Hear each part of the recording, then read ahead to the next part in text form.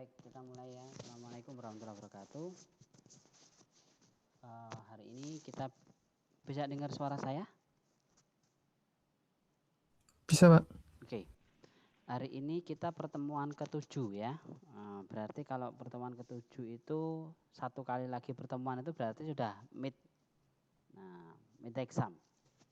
Nah, gitu. Makanya tadi saya pastikan mahasiswa sudah mendapatkan file PowerPoint atau presentasi saya semua atau belum. Kalau belum silakan dibuka di OpenCourseware. Silakan nanti dibuka di sana. Jika nanti untuk video-videonya nanti coba saya unggah di YouTube. Kemarin sudah saya unggah, cuman saya belum share ya. Nanti coba saya share untuk alamatnya, channel saya. Baik, distributed file services. Nah, jadi distributed file services adalah file system yang mendukung sharing file, sharing file dalam sebuah network.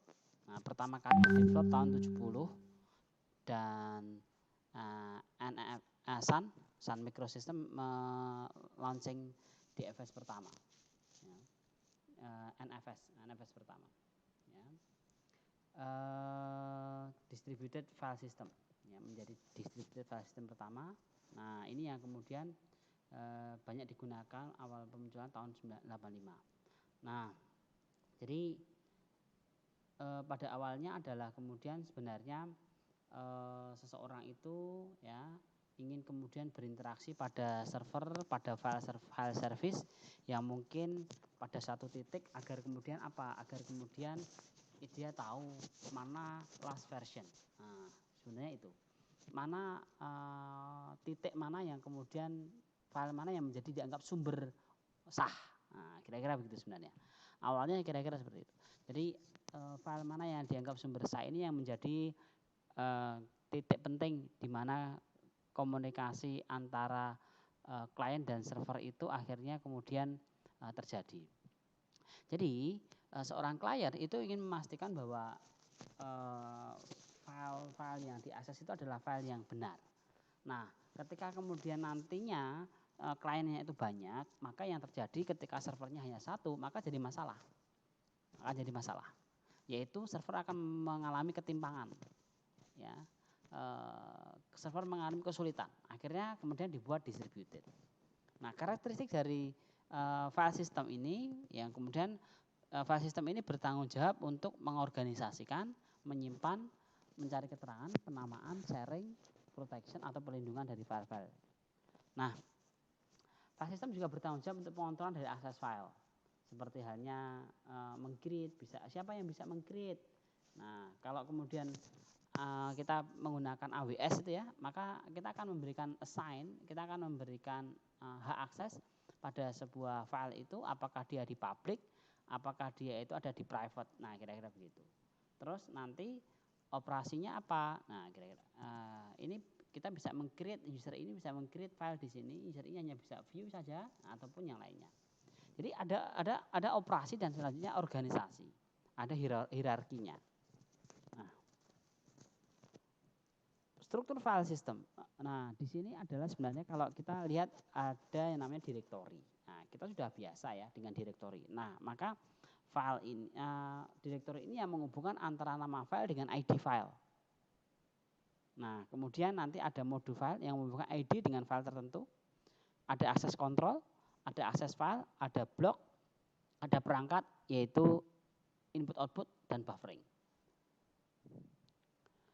Nah, komponen file service itu ada kemudian di sana ada yaitu bagaimana pengoperasiannya, directory service, ada manajemen atau pengaturan directory, ada naming service-nya, ada penamaannya. Nah, nanti ada yang kemudian apakah kemudian nanti menggunakan nama path tertentu atau mungkin ada aturan atau rule tertentu. Nah, kemudian simbolik itu kalau di Windows namanya shortcut, nah gitu ya. Nah, kita simbolik link. Nah, kira-kira begitu. Itu shortcut. Nah, kebutuhannya adalah kemudian bagaimana flexibility. Nah, itu ada transparansi dan ada keseimbangan terhadap kemudian file-file yang ada itu kemudian bisa transparan. Bisa maksudnya apa? Bisa filenya kemarin diletakkan 1. Oh iya, sekarang lihat ada 1 gitu. Kemudian terjadi yaitu kalau kemudian ada updating, maka ada kan current file update. Yaitu bisa kemudian diperbarui secara bersamaan. Artinya maksudnya gimana? Ketika file itu diupdate ya dia akan terupdate. Nah, kira-kira gitu. Nah, kebanyakan dalam kemudian menjaga update file ini, maka nanti ada sistem yang lain lagi untuk menjaga, yaitu kontrol versinya. Kemudian file replikasi. Replikasi dapat digunakan yaitu untuk share load, agar kemudian nanti membagi loadnya. Nah, kira-kira gitu. Itu kalau zaman dulu ya. Yang lama itu begitu. Jadi akhirnya apa? Di share. Misalkan kita punya server 1. Servernya itu 1, kemudian karena servernya nggak kuat, akhirnya 10 jadi 10. Tapi 10 itu isinya sama semua. Ya. Misalkan ini isinya 10 giga, maka ketika 10 menjadi 100 giga. Kita butuh storage 100 giga. Nah, kira-kira begitu. Itu zaman dulu seperti itu. Nah, nanti akan ada teknologi baru di mana kita, kalau kemudian kita punya 10 giga, tapi yang akses banyak begitu, dan 10 giga itu kan tidak semua file itu diakses bareng kan gitu ya. File nomor 1 diakses 10 orang, file nomor 2 10 orang, file nomor 3 10 orang, file nomor 10 orang, maka 100 orang. Maka sebenarnya teknologi yang terbaru nanti adalah bagaimana membagi server, mendistribusikan server. File nomor 1 di server pertama, kan cuma 10 orang, oke masih kuat. File nomor 2 di server kedua, file nomor 3 di server ketiga, nah gitu. Ya, perbedaannya tadi ya. Jadi kalau konsep replikasi, kita punya 10 giga, 10 giga ini direplikasi menjadi 10 komputer, maka 100 giga. Nah, kira-kira gitu. Nah, konsep lama lebih boros sih, ya. Nah, konsep ya, artinya kalau ini diakses lebih dari 10 orang, komputer ini akan bermasalah. Nah, misalkan seperti ini analoginya saja, biar kita bisa memahami ya. Nah, dulu itu akhirnya kemudian karena 10 orang itu bermasalah, maka 100 gig, 10 giga, 10 giga, 10 ya, berarti kan 100 giga. 100 giga ini kemudian saya buat 10 komputer. Nah, kira-kira gitu.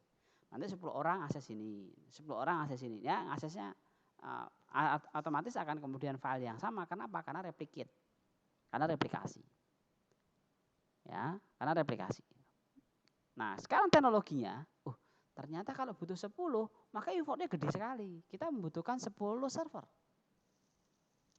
10 server, wah satu server aja harganya mahal, apalagi 10. Nah, akhirnya sekarang dikembangkan software yang kemudian nanti replika, bukan kemudian filenya itu direplika, tidak.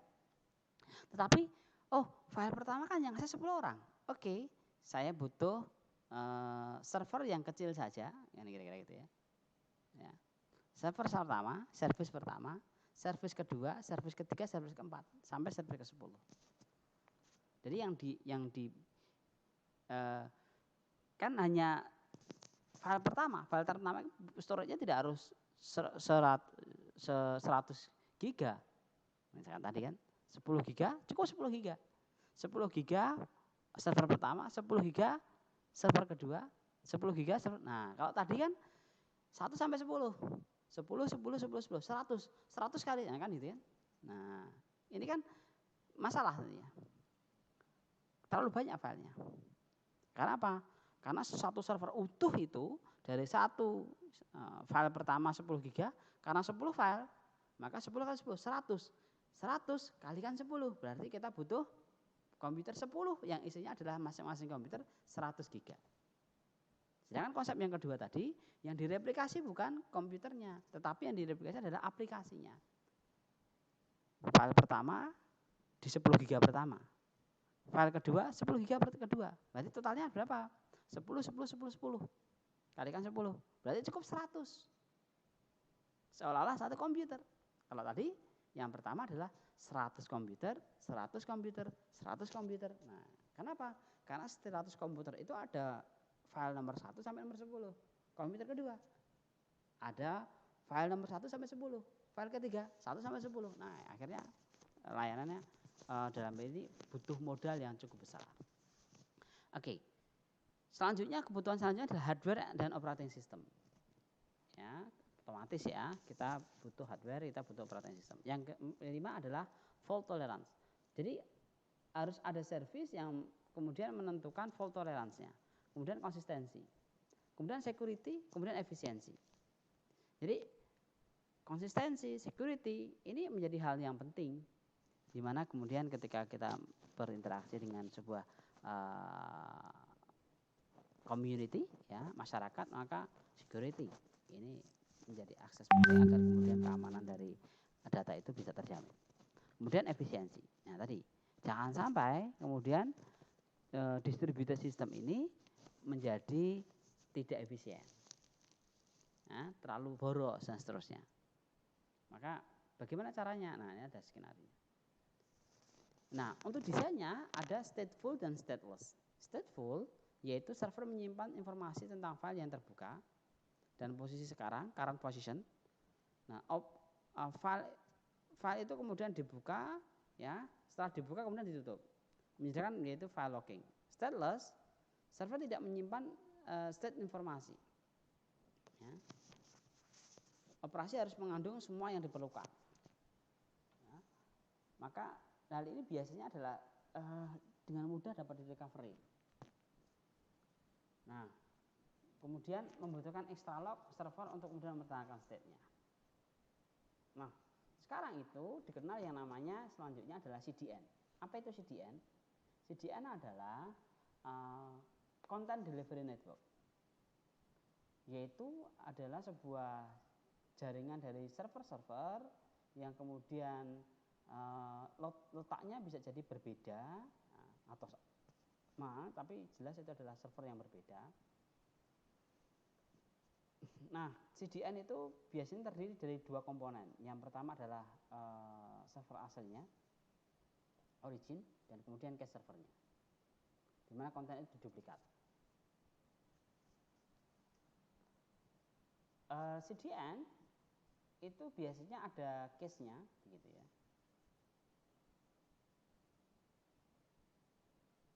Dengan CDN kita bisa memaksimalkan bandwidth yang ada.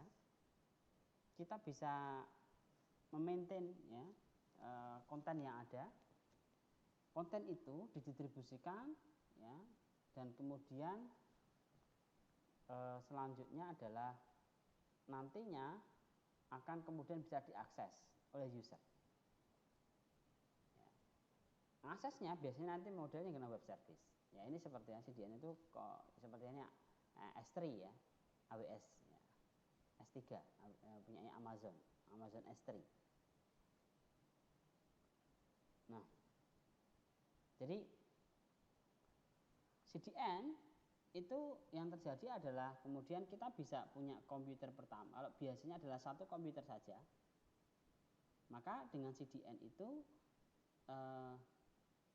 ketika kita mengunggah data, maka data itu akan tersimpan di komputer A. Nanti si B mengunggah data, maka tidak tersimpan di komputer A, maka bisa jadi adalah komputer B. Si C mengunggah, maka bisa jadi ke komputer sini. Si D mengunggah ke komputer sini. Nah, saya bisa pakai pen ya. Jadi ketika kita mengunggah data, ya ada user mengunggah data, maka yang terjadi adalah data yang terunggah itu akan tersimpan pada lokasi server yang kemudian diatur oleh server. Ketika ini diunggah, maka si A akan mungkin nyimpannya ke sini. Ketika si B ya, dia mengunggah, maka bisa jadi akan tersimpannya ke sini. Ya. Ketika yang lainnya mengunggah, ya, ketika mengunggah data, maka bisa jadi adalah kesimpannya ke sini. Nah, contohnya, ya Anda pernah menggunakan Facebook gitu ya. Begitu Anda mengupload file gambar, maka yang terjadi adalah kemudian gambar itu tidak tersimpannya ke facebook.com, tapi domainnya berubah.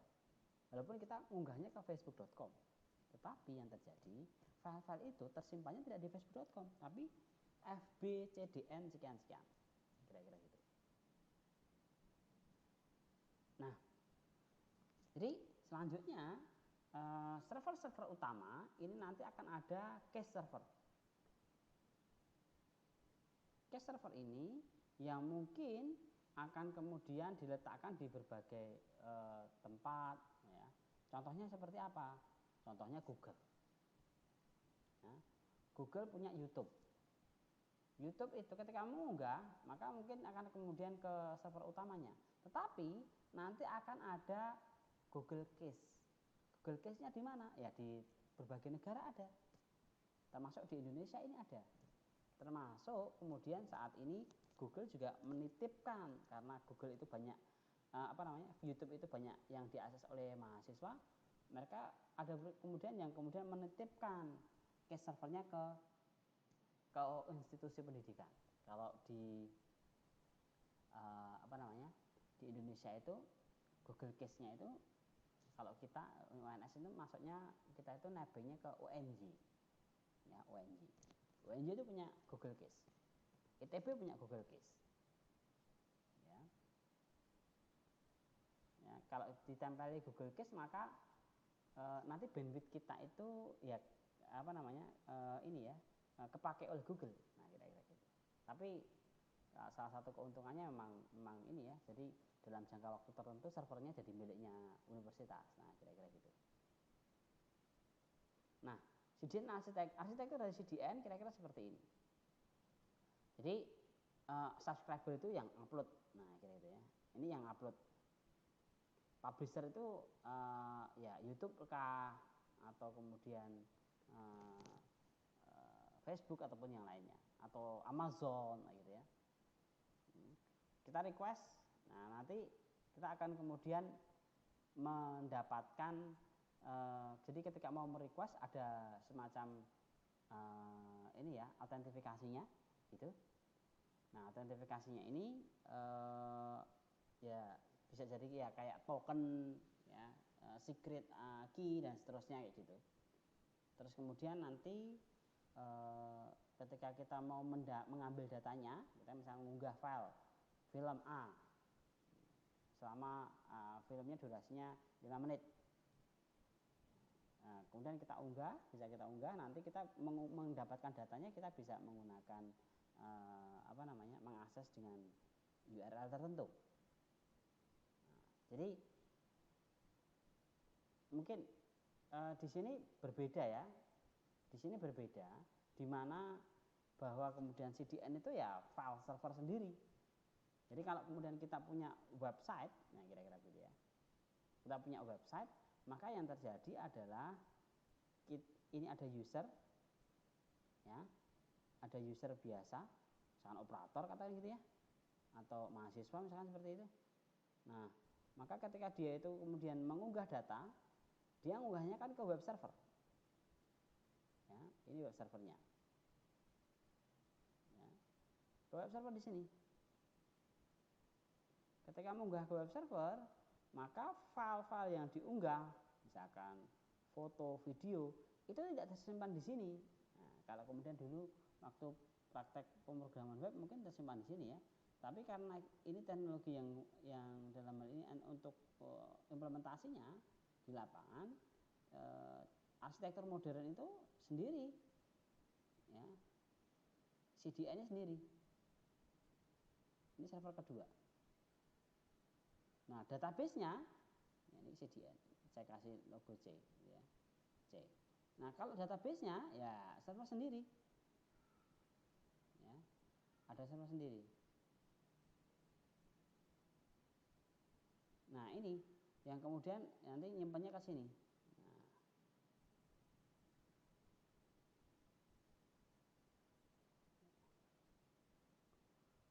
Jadi seperti itu. Bahkan kemudian kalau sekarang session, log dan sebagainya ada servernya sendiri. Ya, ada servernya sendiri nanti. Tersimpan dalam lognya tersimpan dalam server sendiri, sessionnya tersimpan dalam server sendiri dan seterusnya. Jadi originnya bisa jadi nanti ada di North America, nah, tapi node-nya mungkin ada di benua Amerika, di Eropa, di Asia, nah seterusnya. Kira-kira begini. Jadi ini semacam kayak data center yang besar sekali. Ya. Kenapa? Ya karena dia basisnya CDN. CDN akan kemudian nantinya bisa tumbuh, nah kira-kira gitu, bisa tumbuh. Jadi berapa server itu bisa tumbuh. Komponen CDN itu yang pertama adalah delivery node. Nah, ini adalah komponen primer, terdiri dari case, nah kira-kira gitu. Yang kemudian ini nantinya bisa kemudian diakses oleh usernya. Yang kedua adalah storage node. Nah, di sini selanjutnya dapat kemudian, maaf, internet saya putus tiba-tiba. Semoga enggak putus. Ada mati lampu tiba-tiba. Nah, storage node. Nah, kita kemudian selanjutnya bisa mendeploy sebuah model dengan adanya storage node ini. Kemudian origin node ini adalah master source dari konten itu. Kemudian control node ini digunakan untuk manage, ya, untuk monitoring komponen dari CDN-nya. Ya. Jadi ada originnya, ada storage node, ada delivery node, dan control node. Ya, beberapa kelebihan menggunakan CDN. Yang pertama adalah ketika kita memiliki website, maka website itu akan kemudian lebih cepat. Kenapa? Karena web server tidak dibebani dengan file-file. Ya, tidak dibebani dengan file-file yang kemudian membebani server itu. Jadi web server hanya bekerja untuk melayani web request. Tapi file-file, ya, semua file itu berada di CDN. Yang kedua adalah irit bandwidth. Ya. Kemudian hosting jadi lebih ringan begitu ya. Yang selanjutnya adalah high availability. Maksudnya bagaimana? Ya, dia highly redundant ya. Highly redundant di mana jadi bahkan kemudian bisa dikatakan 100% available. Nah, kira-kira gitu ya. Jadi CDN itu mecah-mecahnya itu bukan servernya dipecah-pecah gitu. Bukan seperti tadi ya, servernya diduplikat itu tidak. Tapi file A ini ada di sana, file B ada di sana, file C ada di sana, dan seterusnya. Nah, ini yang kemudian jadi suatu hal yang menarik. Jadi bagaimana teknologi dari CDN? Jadi CDN ini biasanya digunakan untuk melakukan salah satunya adalah menyimpan file-file yang sifatnya statik, yang biasanya juga akan kemudian digunakan untuk selanjutnya untuk cache dan seterusnya.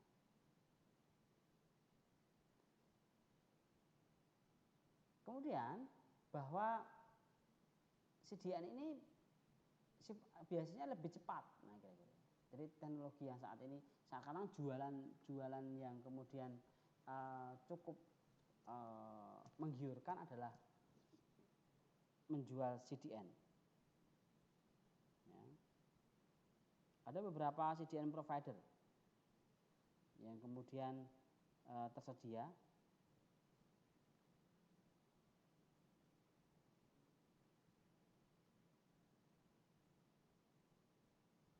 Baik. Kemudian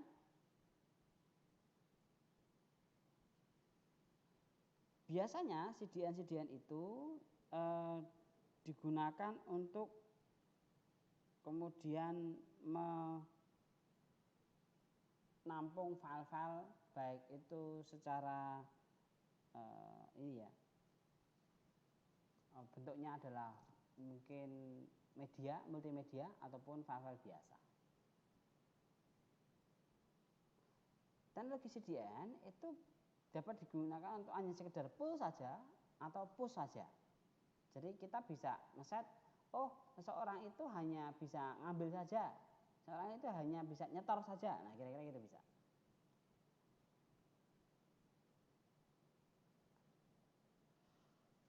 Penggunaan CDN biasanya digunakan untuk yang pertama adalah untuk aplikasi-aplikasi yang download, misalkan apa ya,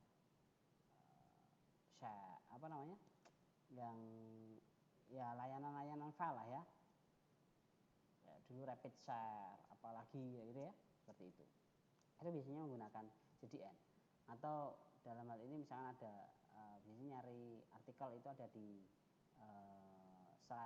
slide share, nah mereka menggunakan CDN pasti mereka menggunakan CDN. Apalagi yang kemudian biasanya server-server yang menyediakan file-file konten itu ya, itu mereka pasti menggunakan CDN.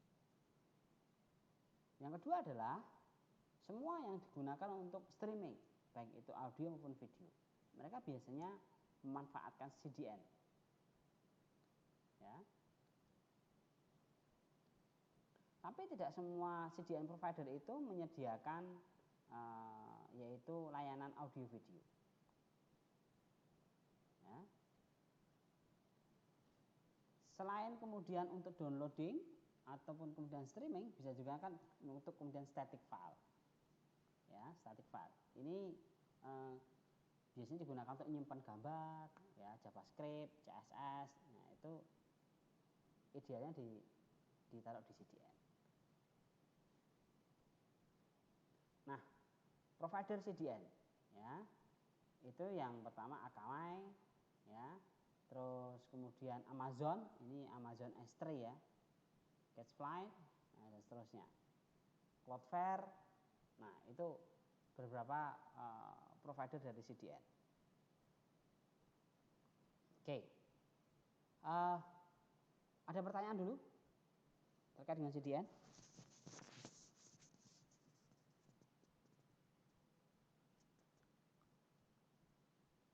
Halo? Terkait dengan file ya, ini terkait dengan file, kita bisa menyimpan satu apa namanya, file ke dalam CDN server. Nah, bisnis CDN itu sangat menggiurkan. Kalau sekarang ya Akamai itu mungkin nanti bisa dicek ya, bagaimana sejarah Akamai. Akamai itu yang menemukan salah satu profesor di MIT, keren sekali. Revenue-nya, kenapa dia bisa bisnis CDN adalah yang pertama adalah content owner. Ya. Jadi ya bisnis apa ya, storage, nah kira-kira gitu ya. Ya, bisnis storage. Yang kedua adalah content aggregator. Ya. Kemudian yang ketiga adalah platform vendor. Yang keempat adalah kemudian subscriber. Jadi orang kemudian bisa sharing apa namanya? Mereka bisa apa namanya? Bisnis itu bagaimana ya? Karena nyewakan foldernya. Nah, kira-kira itu. Menyewakan storage-nya. Nah, kira-kira. Dan menyewakan platformnya. Nah, menyewakan yaitu mungkin kontennya. Nah, atau kemudian ada yang kemudian menggunakan subscriber, yaitu membayar untuk service dan ya service yang kemudian apa mau download ya silahkan download, bayar sekian, nah, kan gitu ya. Download langganan 100 USD dapat setahun kan gitu ya. Nah, kira-kira gitu. Nah, terus kemudian ada content revenue share. Nah, ini bisnis yang kemudian dijalankan dalam sebuah CDN. Baik, ada pertanyaan dulu? Ya.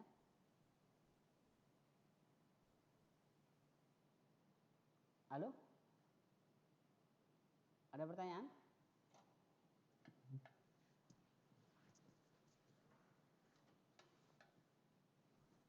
jika tidak ada pertanyaan, ini sebenarnya ada tugas. Oke, siapa ini yang bertanya?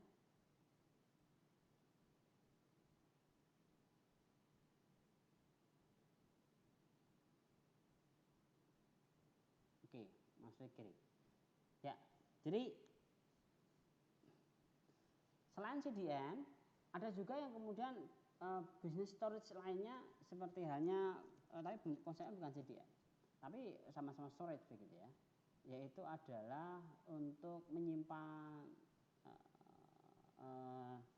file-file kita seperti hanya Dropbox ya, terus kemudian Google Drive, terus kemudian OneDrive, nah itu ya. Nah kita bisa sebenarnya bisa membuat apps gitu ya untuk kemudian mendownload atau mengupload dari aplikasi kita. Jadi ketika kita mengupload maka nanti masuk ke drive kita. Nah kita bisa membuat seperti itu. Ya, returnnya menggunakan apa namanya? Nah, aplikasinya bisa menggunakan web ya, atau menggunakan desktop juga bisa kalau bisa bahasa pemrogramannya. Tapi biasanya karena web ya menggunakan web. Nah, jadi agar kemudian masa punya experience bagaimana mengunggah data, saya punya file ya, saya punya aplikasi gitu ya. Nah, tolong nanti saya dibuatkan satu ini ya, untuk PR-nya ini, tugasnya ini. Tugasnya untuk 2 pekan depan begitu dikumpulkan begitu adalah nanti membuat apps biasa. Apps-nya adalah yaitu saya punya data-data ya, punya data-data mau uploadnya apa? Oh, ngupload ini adalah sertifikat saya, apa namanya? Sertifikat ijazah saya. Klik dan nanti ketika di browse masukkan namanya adalah ijazah, ketika dikirim tang maka masuk ke Google Drive saya. Tapi nguploadnya dari file saya, dari apa namanya? Dari aplikasi saya, bukan kemudian saya masuk Google Drive. Nah, enggak. Ya. Begitu. Ya, nanti PR-nya adalah itu. Ya, bikin aplikasi sederhana, nanti tugasnya saya upload di OpenCourseware. 2 pekan lagi deadline dikumpulkan. Begitu. Oke, ada pertanyaan dulu sampai sini? Untuk content delivery network, kita berbicara dengan file-file yang kemudian distributed. Ya, file-file distributed. Nah, sehingga apa? Kalau file itu distributed, maka server kita itu tidak akan terbebani. Ya, server web kita tidak akan terbebani dan apa namanya? Server-server itu, file-file itu ya memang terkesannya adalah nanti kemana-mana, nyebar di mana-mana. Cara integrasinya bagaimana? Integrasikannya bagaimana? Nah, PR besarnya di situ. Ya, PR besarnya adalah bagaimana mengintegrasikannya. Nah, tapi desain yang saat ini yang di konsep CDN itu ya tadi di CDN satu CDN maka nanti masuk ke sana. Nah, kira-kira begitu. Masuk. Jadi satu titik. Nah, servernya itu bisa banyak. Ini harusnya prakteknya install CDN gitu ya. Tapi kita kesulitan. Waktunya terlalu panjang kalau install CDN. Jadi kalau install CDN butuh servernya banyak begitu. Ada beberapa server yang kemudian nanti diinstal, begitu diinstal 1, 2, 3, 4, 5. Nah, kira-kira begitu. Kemudian setelah kemudian diinstal harusnya kan itu ya. Nanti biasanya ada namanya Minio, nah, gitu ya. Nah, salah satu kalau kemudian CDN yang open source gitu ya, nanti bisa install Minio, kita bisa install. Nah, cuman selanjutnya supaya ini praktikumnya tetap ada, tugasnya tetap ada begitu. Maka tadi untuk content delivery network ya, atau network file system ya, distributed file system ya, kita menggunakan sistem yang sudah ada saja. Kita sebagai user, kita sebagai kemudian yang memanfaatkan ya, kita bikin aplikasi untuk apa? Untuk memasukkan data ke dalam CDN server. Nah, dalamnya adalah file server. Nah, kira-kira gitu. Dia menggunakan Google Drive ya, gitu ya. Nanti tugasnya saya upload di OCW, silakan dikerjakan, waktunya 2 minggu. Jika baik, ada pertanyaan? Pak Win? Ya. Iya, Pak.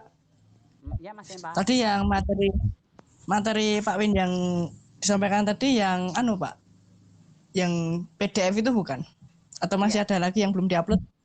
Ya, PDF semua, Mas. Oh iya. Ya. Oke. Sudah ya, Mas ya? Oke. Baik. Kalau tidak ada pertanyaan, saya Mas Empa. Cukup ya? Baik, demikian untuk kuliah kita hari ini. Oh ya, hari Jumat kemarin mohon maaf ya. Mohon maaf, kemarin saya ada rapat mendadak. Jadi UNS itu beli Zoom 500 begitu. Saya harus kemudian mengumpulkan seluruh staf akademik di universitas, sehingga kemudian terpaksa karena bisanya jam 9 sampai jam 11 itu, agar tidak terlalu pending lama, akhirnya kemarin saya minta untuk jam 1 ternyata pada nggak bisa. Harusnya kemarin jalan saja begitu ya. Terus nanti yang terlambat ngikuti dari YouTube saya begitu. Mungkin ke depan kita hari Jumat begitu ya, mulai jam 9 gitu ya. Jam 10.30 Mbak Safira ya? Kemarin ya? Iya Pak, kalau nggak salah 10.30. Oke, baik. Demikian, terima kasih. Assalamualaikum warahmatullahi wabarakatuh. Waalaikumsalam warahmatullahi wabarakatuh. Presensi jangan lupa ya, sudah saya set up. Terima kasih Pak.